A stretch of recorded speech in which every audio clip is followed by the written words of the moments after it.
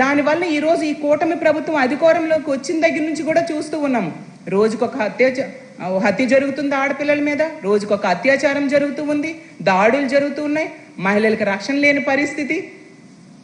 Home minister గారేమో ఈ కూటమి ప్రభుత్వం అధికారంలోకి వచ్చిన వెంటనే చెప్తారు, కూటమి ప్రభుత్వం అధికారంలోకి వచ్చింది, ఆడపిల్లలందరూ ధైర్యంగా నిద్రపోవచ్చు, ప్రశాంతంగా నిద్రపోవచ్చు అని.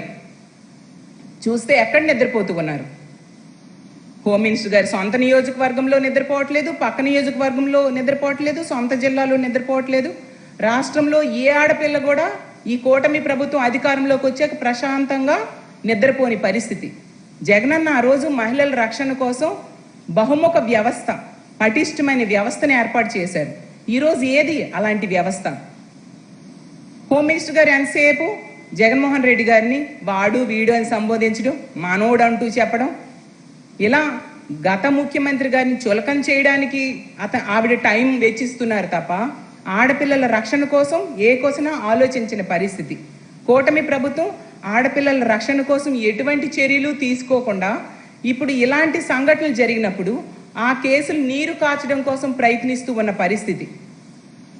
అసలు ఈ గొడ్లవల్లేరు సంఘటనలో తీసుకుంటే ఖచ్చితంగా ఒక ఐజీ, డిఐజీ స్థాయి మహిళా ఐపీఎస్ అధికారులతో విచారణ జరగాలి. అప్పుడే నిజ నిజాలు బయటకు వస్తాయి.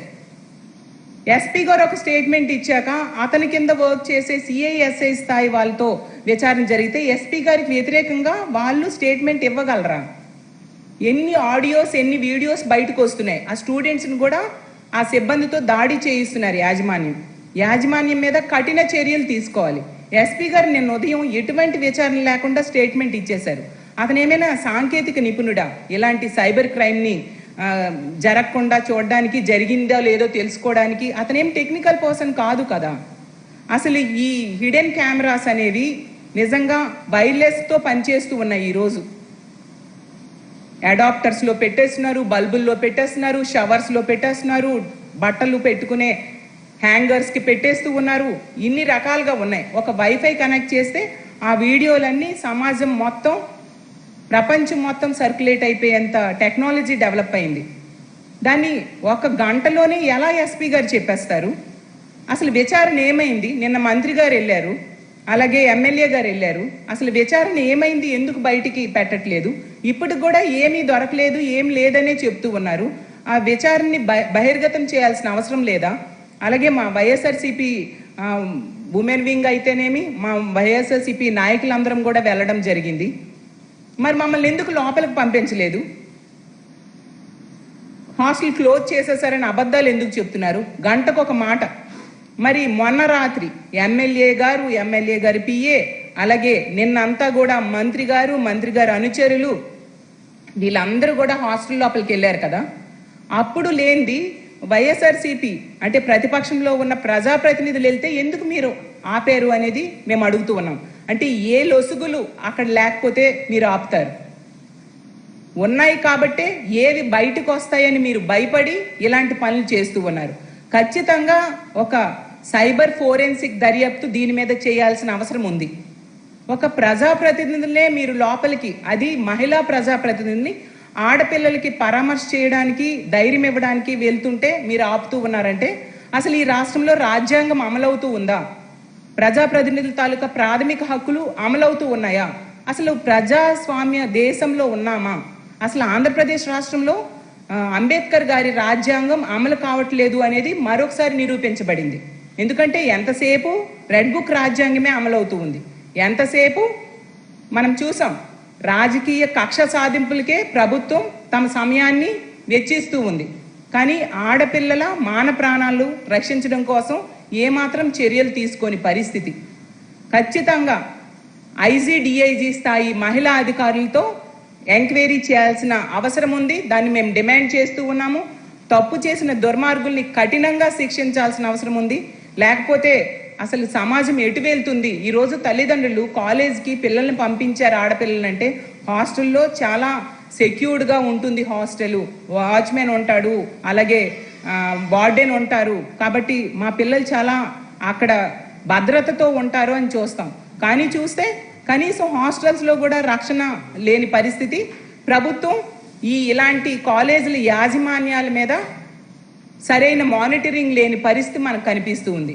కాబట్టి ఈ ప్రభుత్వం, కూటమి ప్రభుత్వం అధికారంలోకి వచ్చిన దగ్గర నుంచి చూస్తే హోమ్ మినిస్టర్ గారు అలాగే ముఖ్యమంత్రి గారైనా మిగతా మంత్రులైనా ఎంతసేపు ఈ కక్ష సాధింపు చర్యల మీద మీదే దృష్టి పెడుతూ ఉన్నారు తప్ప, మనం చూసాం ఒక అత్యాచారం జరిగిన ఆడపిల్లలకి ఒక భరోసా ఇవ్వడం, ఒక ఆర్థిక సాయం చేయడం ఇలాంటివి ఏవీ కనిపించట్లేదు. హోమ్ మినిస్టర్ గారి పక్క నియోజకవర్గమైన రాంబెల్లిలో జరిగింది మనం చూసాం. దర్శిని అనే అమ్మాయికి ఎంత ఘోరంగా హత్య చేస్తే కనీసం పక్కనే ఉండి సన్మానాలకు వెళ్ళిన హోమ్ మినిస్టర్ గారు పరామర్శకు వెళ్ళి ఓదార్పునివ్వలేదు. అలాగే ఆ డెడ్ బాడీ పోస్ట్ మార్టం ఖర్చులు కూడా ఆ పేద కుటుంబమే భరించింది తప్ప ప్రభుత్వం నుంచి ఎటువంటి సహాయం అందలేదు. హోమ్ మినిస్టర్ గారి సొంత నియోజకవర్గం చూస్తే 2 మహిళలకి దారుణంగా తెలుగుదేశం పార్టీ కార్యకర్తలు దాడి చేశారు. కానీ హోమ్ మినిస్టర్ గారు తీసుకున్న చర్యలు ఏమీ లేవు. పక్క జిల్లా ఉన్న విజయనగరంలో 6 నెలల చిన్న పసికందు మీద అత్యాచారం జరిగింది. అలాగే ముచ్చిమర్రి సంఘటన 55 రోజులైనా ఈ రోజుకి కూడా ఆ డెడ్ బాడీని వెతికి పట్టలేని చేతకాని పరిస్థితిలో ఈ ప్రభుత్వం ఉంది. మరి మదనపల్లిలో ఫైల్స్ దగ్ధమయ్యాయని దానికోసం స్పెషల్ హెలికాప్టర్లో పంపించారు కదా.